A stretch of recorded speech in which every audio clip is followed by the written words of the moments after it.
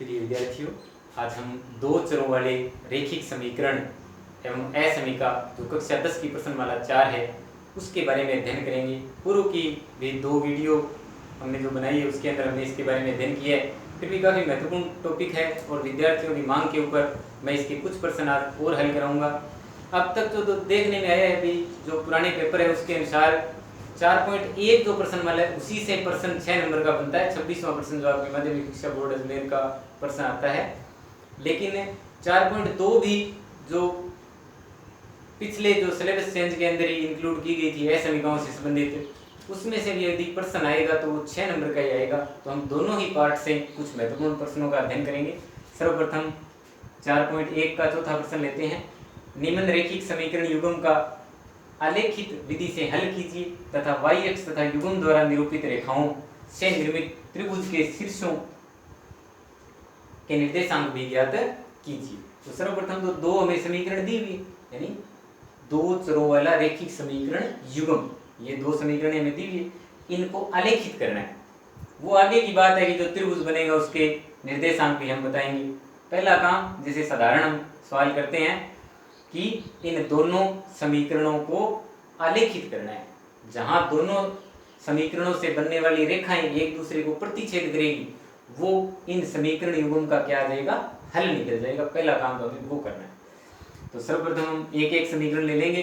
पहले ये समीकरण 4x - 5y = 20 आलेखित करने के लिए क्या करते हैं हम, दो तरीके हैं हमारे पास। एक तो अक्षों पे कटान बिंदु आप प्राप्त कर सकते हो, यानी x को 0 रखकर y का मान निकाल लो और y को 0 रखकर x का मान निकाल लो। दोनों समीकरणों से वही तरीका, और उससे हम रेखाएं खींच सकते हैं। दूसरा तरीका जो, क्योंकि कई बार अक्षों पे कटान बिंदु प्राप्त करने पे क्या समीकरण में ऐसे हल निकल जाते हैं जो पॉइंटों में निकल जाते हैं या बटे में निकल जाते हैं, तो बच्चों को आलेखित करने में परेशानी होती है। इसलिए वो तरीका नए उपयोग में लेकर हम पृथक करने वाला ही तरीका उपयोग में लेते हैं। किसी भी एक को x या y को पृथक करते हैं पक्षांतरण की विधि से। 4x इधर रख लिया, 20 5y इधर जाएगा तो किसका होगा, प्लस का। x के गुणा में जो भी चीजें भाग में चली जाएगी बराबर में, 20 + 5y / 4। अब हमें y के मान रखने हैं, x के मान प्राप्त करने हैं। तो माना y = 0, तो x = 20 + 5 × 0/4। तो 5 0 0 ही हो गया, 20 में 4 का भाग जाएगा, कितना जाएगा 5। इसी प्रकार y का मान कुछ और रखो। अब y के मान देखो ऐसे रखने की 4 का भाग पूरा पूरा चला जाए तो ग्राफ बनाने में आसानी होगी। 1 रखने पर 25/4 पूरा भाग नहीं जाएगा, 2 रखने पर 5 दूनी 10 30 में नहीं जाएगा, 3 रखने में नहीं जाएगा, 4 रखने पर 5 चौके 20 20 20 40 40 में 4 का भाग चला जाएगा। तो 20 प्लस, छोटी कैलकुलेशन करने के लिए माइनस में आप रख सकते हो। देखो अगर मैं यहाँ मान रख दूं कितना, -4, y बराबर क्या रख दें, -4। तो 20 + 5 × -4 बटे में क्या जाएगा 4। तो 20 - 20 क्या आया, 20 - 20/4 बराबर में कितना आ गया, 0 आ गया। यानी y का मान -4 रखा तो x का मान कितना आया, 20 + 5 - 4/4 हल करने में कितना आ गया, 0 आ गया। सारणी बना ली हमने x y। देखो मान किसका रखा, y का, कितना 0, x का मान कितना आया 5, फिर y का मान हमने कितना रखा -4, तो x का मान कितना आया 0। इसी प्रकार दूसरी समीकरण को हल करेंगे। 3x को ऐसे कैसे लिख लेंगे, 15 y इधर जाएगा तो किस में आ जाएगा, 5y माइनस में आ जाएगा। x बराबर कितना जाएगा, 15 - 5y बटे में 3 गुणा में तो भाग में आ गया। अब वही बात, y के मान रखने हैं, x के मान प्राप्त करने हैं। तो y का मान छोटे से छोटा रखने की कोशिश करेंगे हम, y बराबर रखेंगे 0। तो x बराबर 15 - 5 × 0 बटे में 3 है, 15 में 0 गए, 15, 15 में 3 का भाग दिया, 3 पंजे 15, x का मान कितना आया 5। अब y का मान ऐसा रखना है कि 3 का भाग पूरा चला जाए, तो y का मान मैं 1 रख के देखता हूँ तो 10 आएगा, 2 रखूँ तो 10 घटेगा 5 आएगा, 3 रख के देखते हैं, y बराबर 3, तो x बराबर 15 माइनस 5 गुणा 3/5, यानी 15 माइनस 15/5, 0/5 कितना आया 0। तो सारणी बना लोगे, x y, किसका मान रखा था y का 0, x का मान कितना आया 5, y का मान कितना रखा 3, तो x का मान कितना आया 0। सबसे महत्वपूर्ण चीज है, ग्राफ अगर बनाना है, हमें आलेखित करना है, तो कम से कम 2-2 बिंदु हमें ज्ञात करने पड़ेंगे। 3 बिंदु भी आप निकाल सकते हो, लेकिन कोई भी रेखा खींचने के लिए कम से कम 2 बिंदुओं की आवश्यकता होती है। तो हमने 2-2 बिंदु निकाल लिए, इस रेखा के 2 बिंदु, इसी प्रकार इस रेखा के भी 2 बिंदु हमने निकाले, यानी 2x के मानों के रिस्पेक्ट में 2y के मान, या 2y के मान के रिस्पेक्ट में 2x के मान। अब हम इन रेखाओं को क्या करेंगे, आलेखित करेंगे। तो ग्राफ बनाने के लिए आपको पता है x अक्ष और y अक्ष इस तरह से आप खींच लोगे, ये x अक्ष हो गया, x डैश बोल देते हैं इसको, और ये y डैश। 1 2 3 4 5 6 7 आवश्यकता अनुसार लिख लेंगे हम, इसमें बिंदु देख लेंगे, 5 है बड़ा, -4 है, तो इतने तक लिख लेंगे। पैमाना भी, क्योंकि कोई ज्यादा बड़ी राशि नहीं है, इसलिए x अक्ष और y अक्ष दोनों के ऊपर ही, x अक्ष व y अक्ष पर 1 सेमी बराबर 1 इकाई, यानी 1 सेमी को ही 1 इकाई मान लेंगे। तो 1 सेमी जो बड़ा खाना होता है वहां मैंने 1 2 3 4 इस तरह से लिख दिया। अब इनको आलेखित करेंगे, देखो सर्वप्रथम इस रेखा को आलेखित करेंगे, x का मान 5 तो y का मान 0, यानी x की तरफ कितना चलना है हमें 5, और y की तरफ जाना ही नहीं है। तो ये बिंदु प्राप्त हो गया हमें 5,0, 5,0, x का मान 5, y का मान 0। इसी प्रकार ये 0 और ये y, यानी x की तरफ 0 और y की तरफ -4, x 0 यानी किधर ही नहीं जाना, और y की तरफ कितना चलना है -4। तो ये पॉइंट प्राप्त हो गया हमें 0, -4। दोनों को सीध में लेते हुए इस तरह से क्या करोगे, लाइन खींच दोगे, इस तरह से आगे तक बढ़ा सकते हो लाइन, कोई दिक्कत नहीं है।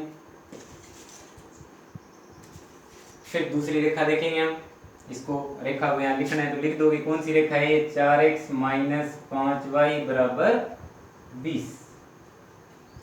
दूसरी रेखा 5 0, x 5 तो y 0, x 5 तो y 0, यही पॉइंट आ गया, x 5 y 0, यानी y की तरफ नहीं जाना, x 0 तो y 3, x कितना 0 यानी x की तरफ नहीं चलना, y की तरफ कितना चलना है 3, तो ये पॉइंट आ गया 3, x 0 तो y 3। पॉइंट को लिखने का ध्यान रखने वाली चीज है, ये 0 और y का मान इसमें कितना है 3, तो ये 0 3 है।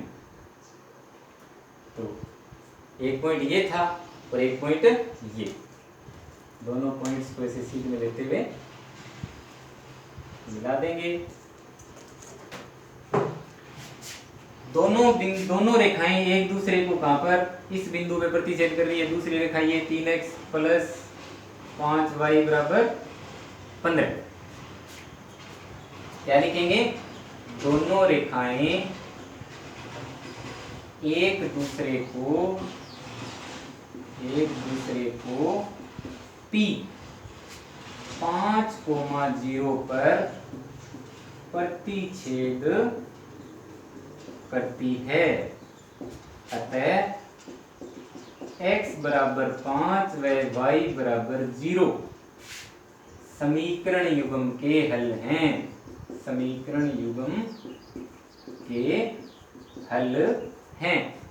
अब क्योंकि 6 नंबर का प्रश्न आता है, इसमें 1 नंबर और अलग से मिलता है आपको। कई बार तो ऐसे पूछ लेता है कि x + y का होल स्क्वायर ज्ञात करो, या जैसे इस प्रश्न में ऐसे पूछा इसने कि निरूपित रेखाओं से त्रिभुज के शीर्षों के निर्देशांक ज्ञात करो, y अक्ष तथा इन रेखाओं से निरूपित त्रिभुज।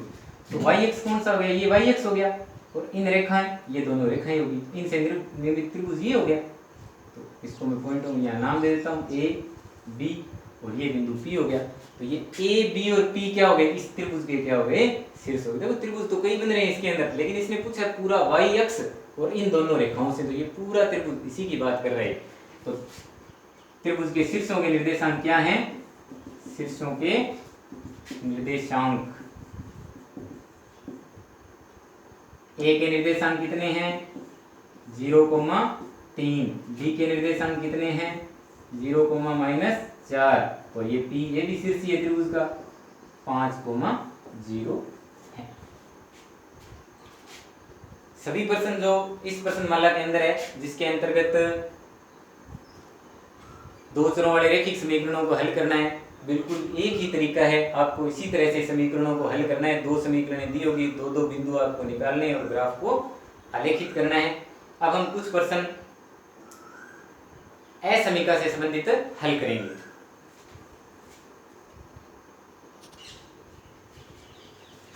आलेखीय विधि से हल समुच्चय ज्ञात कीजिए। तो छोटे से प्रश्न की शुरुआत करते हैं। इसकी 4.2 का पहला प्रश्न है। पहले का पहला, x is greater than equal to 2, ये है समीकरण, यानी जिसमें बराबर का निशान हो, चाहे उसके साथ बड़े का निशान हो, उसके साथ छोटे का निशान हो, या बड़े का निशान हो और छोटे का निशान हो, यानी केवल बराबर का निशान नहीं हो, बड़े बराबर का, छोटे बराबर का, या छोटे या बड़े का निशान हो, तो वो समीकरण नहीं होती, असमीका होती है, इनइक्वलिटीज होती है। उसको भी हम आलेखित कर सकते हैं। तो उसमें फिक्स बिंदु नहीं ज्ञात कर सकते, लेकिन हल क्षेत्र ज्ञात कर सकते हैं। तो हल क्षेत्र इसमें पूछा इसने कि हल समुच्चय या हल क्षेत्र ज्ञात कीजिए। तो असमीका को आलेखित करने के लिए क्या करना होता है, असमीका को आलेखित करने के लिए समीकरण रूप में बदलेंगे। पहले हम समीकरण रूप में बदलने पर, आलेखित करने के लिए इसको समीकरण के रूप में हमें लिखना पड़ेगा, तभी इसको हम आलेखित कर सकते हैं। तो समीकरण रूप में लिखने का मतलब, यानी जहां बड़े या छोटे का जो भी निशान है उसको किस में लिख देंगे हम, बराबर के निशान में, x बराबर 2। अब जब जैसे ही हम समीकरण बनाते हैं, तो जैसे सारणी बनाते हैं, बिंदु ज्ञात करते हैं, तो अब इसमें x बराबर 2 है, यानी y का तो इसमें कोई अस्तित्व तो है ही नहीं। इसको लिखना चाहो तो आप ऐसे लिख सकते हो, x + 0y = 2, ऐसे। यानी y का कुछ भी मान रखो, x का मान क्या रहेगा, 2 ही रहेगा। y का 0 तो x का क्या रहेगा, 2 ही रहेगा। y का 1 तो भी x का क्या रहेगा, 2 ही मान रहेगा। तो इस प्रकार सारणी आप बना सकते हो, और लिख लो चाहे एक आधा मान। y का मान अगर आप 2 रखोगे तो भी x का मान क्या आएगा, 2 ही आएगा। तो अब इसको इस प्रकार आलेखित करना है। अब ये बिंदु बन गए, x2 तो y0, x2 तो y0, ये बिंदु हो गया 2,0, x2 तो y1, x2 तो y1, ये बिंदु आ गया 2,1, x2 तो y3, x0 तो y2, ये आ गया। फिर 1 तो 2, x2 तो y1, x2 तो y1, x2 तो y भी कितना 2, तो ये पॉइंट आ जाएगा। मतलब कोई भी माइनस में भी ले सकते हो आप, अगर कोई माइनस का पॉइंट लोगे तो x तो 2 है, वो माइनस का पॉइंट नीचे आ जाएगा। कुल मिला के आपकी जो लाइन बनेगी, रेखा बनेगी, वो कैसी बनेगी, एकदम ये सीधी लाइन बनेगी इन बिंदुओं से जाकर, ये एकदम सीधी लाइन बनेगी। तो असमीका से उसका आलेख बनाने के लिए हमने क्या किया, समीकरण रूप में बदल लिया इसको। अब हल क्षेत्र ज्ञात करना है। अगला पॉइंट क्या लिखना है हमें, हल क्षेत्र या हल समुच्चय के लिए असमीका में फिक्स पॉइंट है। असमीका को आलेखित करने के लिए इसी पॉइंटों का आपको अनुसरण करना है। हल क्षेत्र के लिए असमीका में मूल बिंदु के निर्देशांक हमेशा क्या होते हैं, 0,0 प्रविष्ट करने पर देखो ए समीका क्या थी, x greater than equal to 2, इसमें 0 y तो है ही नहीं, x ही है, तो x की जगह क्या रखेंगे 0 ग्रेटर देन इक्वल टू 2। अब देखो यहाँ से दो प्रकार के रिजल्ट आएंगे आपके पास, या तो ए समीका संतुष्ट होगी या ए समीका संतुष्ट नहीं होगी। तो क्या 0 2 से बड़ा होता है? 0 बड़ा है 2 से, इसका मतलब ये हो गया, इसका मतलब ए समीका संतुष्ट नहीं होती है, यानी ए समीका गलत परिणाम दे रही है, संतुष्ट नहीं होती है। तो हल क्षेत्र मूल बिंदु से दूर की ओर होगा, या ऐसे भी लिख सकते हो लैंग्वेज को दूसरे तरीके से कि हल क्षेत्र वह होगा जिसमें मूल बिंदु समाविष्ट न हो, समाविष्ट न हो, और रेखा के बिंदु भी इसमें शामिल होंगे। हल क्षेत्र मूल बिंदु से दूर की ओर होगा और रेखा के बिंदु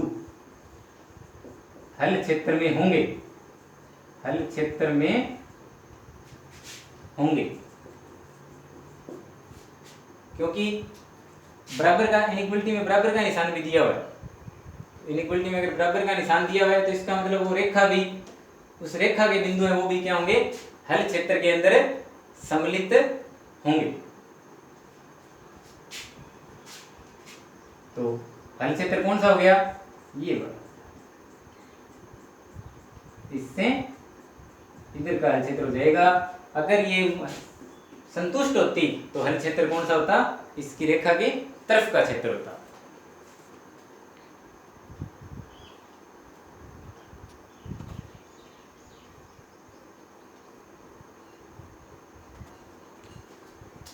और प्रश्न लेते हैं इसका तीसरा, x minus 2y is less than 0। वही तरीका है, आलेखित करने के लिए ए समीका को आलेखित करने के लिए, आलेखित करने के लिए समीकरण रूप में बदलने पर, समीकरण रूप में लिखने पर, तो x माइनस 2y बराबर 0 हो जाएगा, या x बराबर क्या लिख देंगे इसको 2y, y के मान रखो, x के मान निकलेंगे, x और y का मान 0 रखेंगे, y का मान क्या रखेंगे 0, तो x का मान 2 गुणा 0 क्या आ जाएगा 2 आ जाएगा, y का मान 1 रखेंगे, x का मान 2 एकम 2 आ जाएगा। इस प्रकार दो बिंदु ज्ञात कर लिए तो दो बिंदुओं से हम रेखा ज्ञात कर सकते हैं। x 2 तो y 0, x 2, x की तरफ कितना जाना है 2, y की तरफ जाना ही नहीं है, तो ये पॉइंट आ गया हमारे पास 2,0, x 2 तो y 1, x 2 y 1, ऊपर की तरफ बिंदु आ जाएगा ये 2,1। दोनों बिंदुओं को सिद्ध में लेते हुए इस तरह से लाइन खींच देंगे।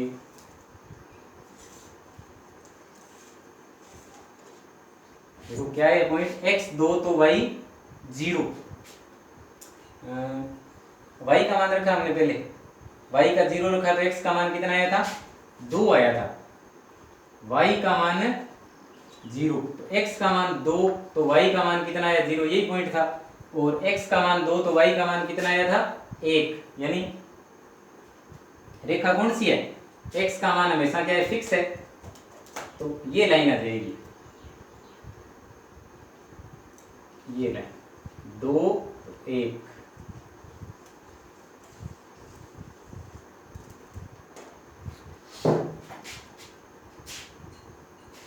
x का मान 2 तो y का मान,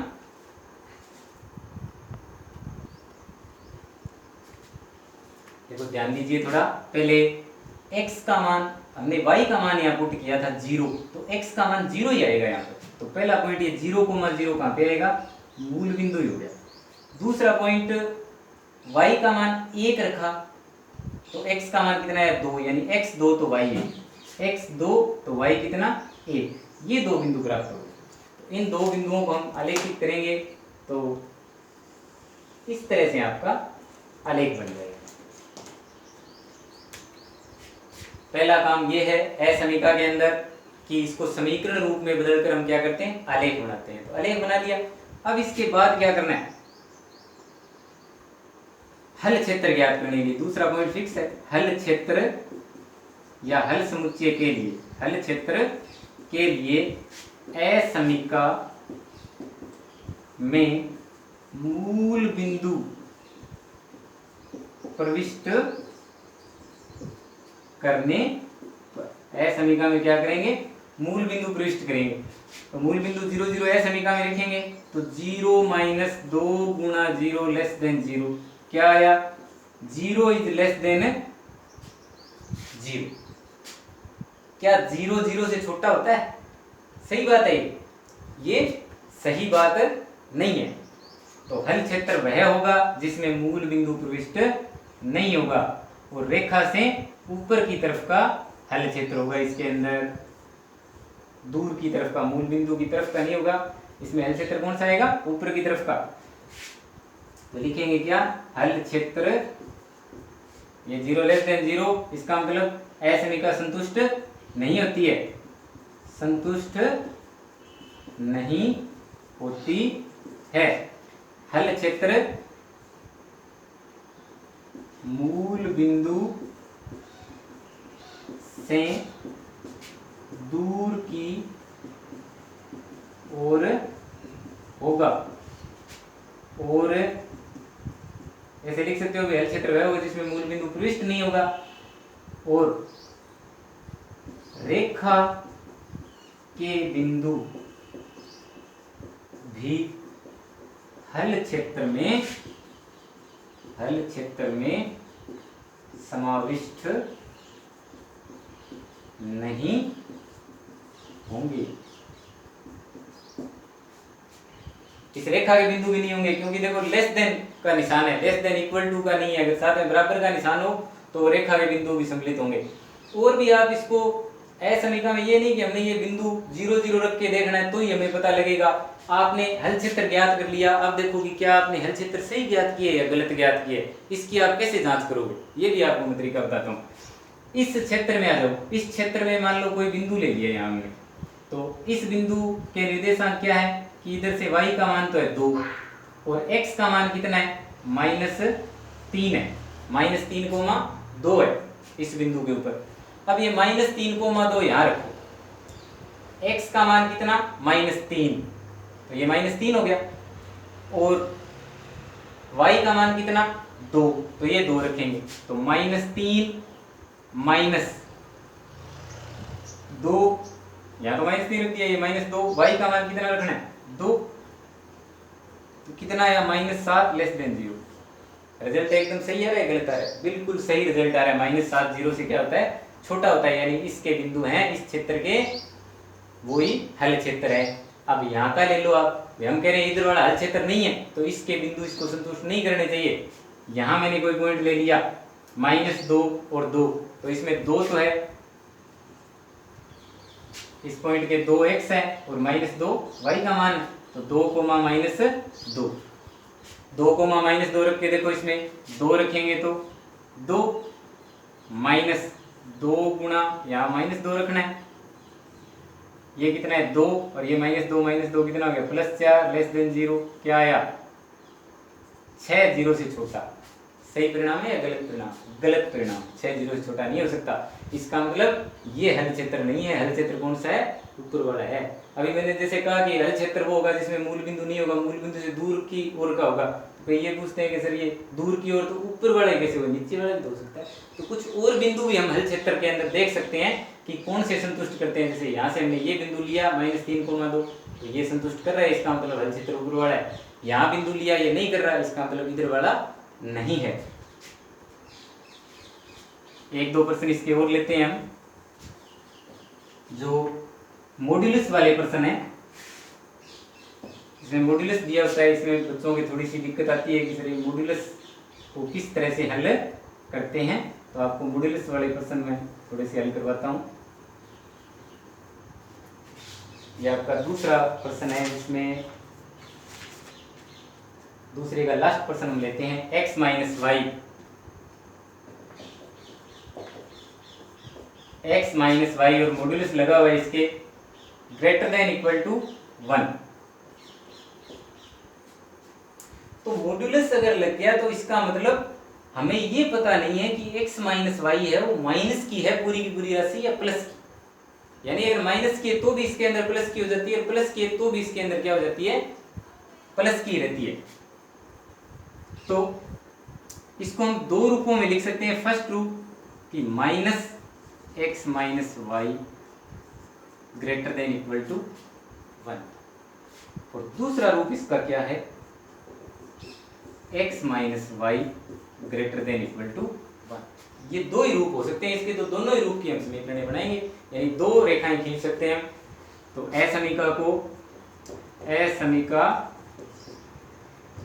को आलेखित करने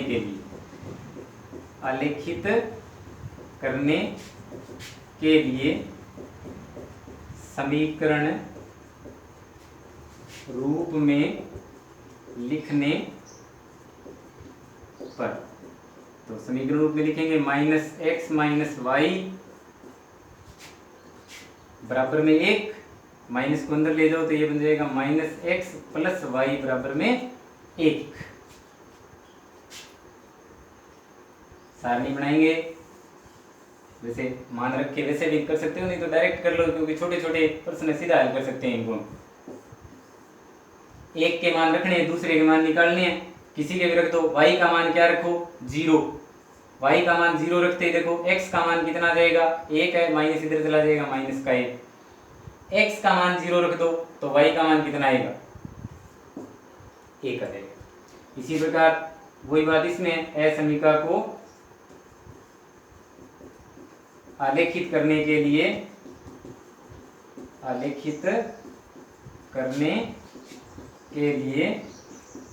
समीकरण रूप में लिखने पर,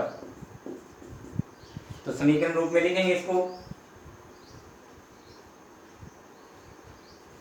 समीकरण रूप में लिखेंगे तो x माइनस वाई बराबर 1, सारणी बनाएंगे x y, y का मान 0 रखेंगे, x का मान सीधा क्या आ जाएगा, 1 आ जाएगा। अब x का मान 0 रखेंगे तो y बराबर क्या आ गया, x का 0 रखा तो y बराबर माइनस का इधर चला जाएगा, माइनस का 1। दोनों को आलेखित करेंगे। देखो क्या दिया हुआ है,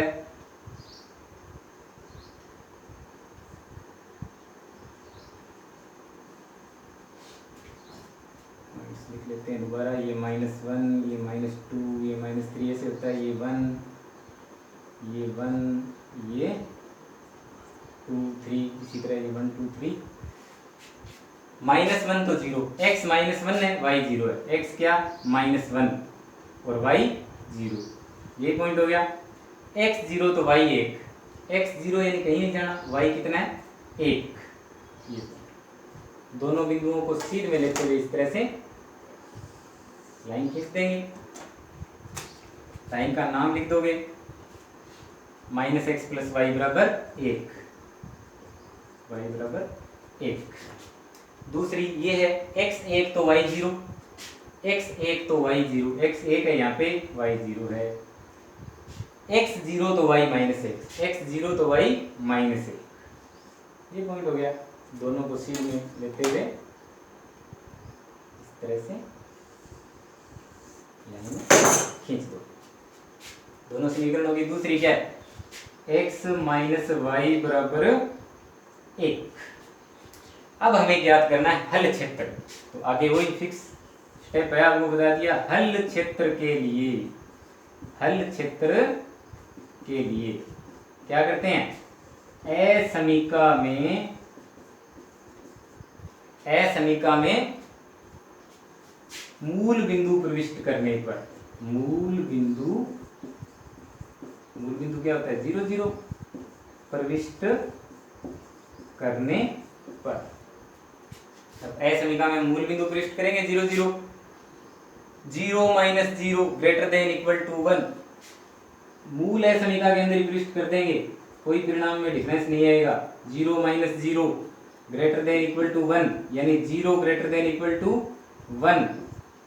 तो क्या है, ए समीकरण क्या हो रही है, असंतुष्ट हो रही है। ए समीकरण असंतुष्ट हो रही है। अतः हल क्षेत्र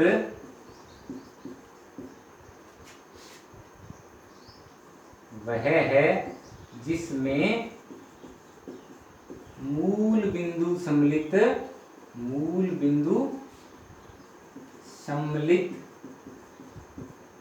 नहीं है, या मूल बिंदु से दूर की तरफ का, मूल बिंदु से दूर की तरफ होगा तथा, अब देखो यहाँ इक्वल का निशान है, इसलिए इक्वल का निशान है तो रेखाओं पे जो स्थित बिंदु है, रेखाओं पर स्थित बिंदु हल क्षेत्र में सम्मिलित होंगे। रेखाओं पे स्थित बिंदु है तो वो सम्मिलित होंगे, क्योंकि इक्वल का साइन है।